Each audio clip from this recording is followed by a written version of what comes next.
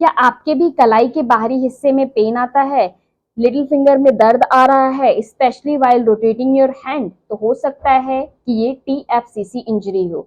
TFCC का पूरा नाम होता है ट्रायंगुलर फाइब्रो कार्टिलेज कॉम्प्लेक्स। ये एक कार्टिलेज स्ट्रक्चर से बना हुआ होता है जिसमें कई लिगामेंट और फाइब्रो कार्टिलेज से मिलकर बनता है।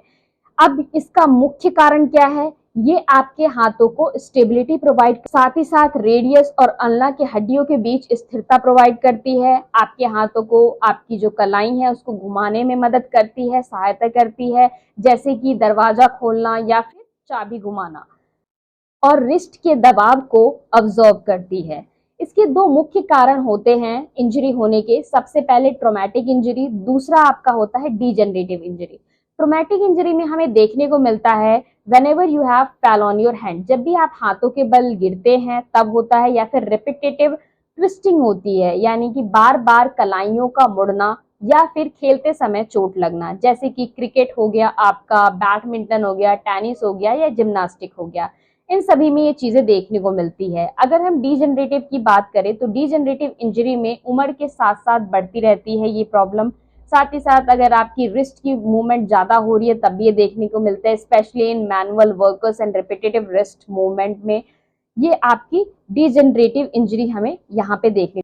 पेशेंट हमेशा ये कंप्लेन करते हैं कि मैम हमें बोतल खोलने में और दरवाजा खोलने में काफी ज्यादा दिक्कत आती है और कलाई के बाहरी हिस्से में दर्द आता है। इसके लिए आप 3 टेस्ट कर सकते हैं। सबसे पहला कंप्रेशन टेस्ट। कंप्रेशन टेस्ट में हम क्या करते हैं कि आपकी जो अल्नर डेविएशन होती है उसमें हम एक्सिली कंप्रेशन देते हैं। अगर दर्द आ रहा है तो इसे हम पॉजिटिव समझते हैं। दूसरा आपका प्रेशर टेस्ट। पेशेंट है कुर्सी से हाथों के बल ऊपर उठने की कोशिश करता है, अगर उसके हाथों में बाहरी तरफ पेन आता है तो इसे हम टीएफसीसी का संकेत समझते हैं। तीसरा आपका फोवा साइन। फोवा साइन में क्या होता है, आपकी जो अल्नर स्टलॉइड होता है और आपकी फ्लेक्सर कार्पी टेंडन होती है, उसको जब हम दबाते हैं तो उसमें पेन आता है, और अगर ये पेन आता है तो हम फोवा साइन पॉजिटिव समझते हैं। अगर हम डायग्नोस्टिक की बात करें तो 2 तरह से हम इसे चेक कर सकते हैं क्लिनिकल एग्जामिनेशन में, एक्सरे या फिर एमआरआई। एक्सरे में हमें फ्रैक्चर या फिर बॉनी पैथोलॉजी देखने को मिलती है, लेकिन एमआरआई में हमें क्लियरली टीएफसीसी टियर दिखता है। अगर हम इसके सिम्टम की बात करें तो सिम्टम हमारा बहुत ज्यादा जरूरी है। सिम्टम में हमें देखने को मिलता है कि आप कोई भी वस्तु उठाते हैं तो उसमें काफी ज्यादा कठिनाइयों का सामना करना पड़ रहा है। आपकी जो है रिस्ट ग्रिपिंग काफी ज्यादा कम हो रही है, स्ट्रेंथ काफी कम हो रहा है। साथ ही साथ सूजन भी देखने को मिलेगा आपको इस हिस्से में।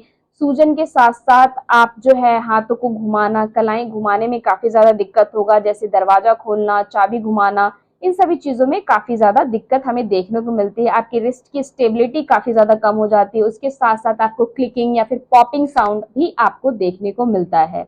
ये तो हमारी थी सिम्टम, लेकिन अब इसे ठीक कैसे कर सकते हैं, सबसे इंपॉर्टेंट करने का सबसे इंपॉर्टेंट तरीका है, अगर 1 हफ्ते से 2 हफ्ते के बीच में है तो सबसे पहले आप रेस्ट करें। रेस्ट के साथ साथ 15 से 20 मिनट के लिए कोल्ड पैक लगाएं, उससे काफी ज्यादा आपको मदद मिलेगी और काफी जल्दी जल्दी रिड्यूस होगा।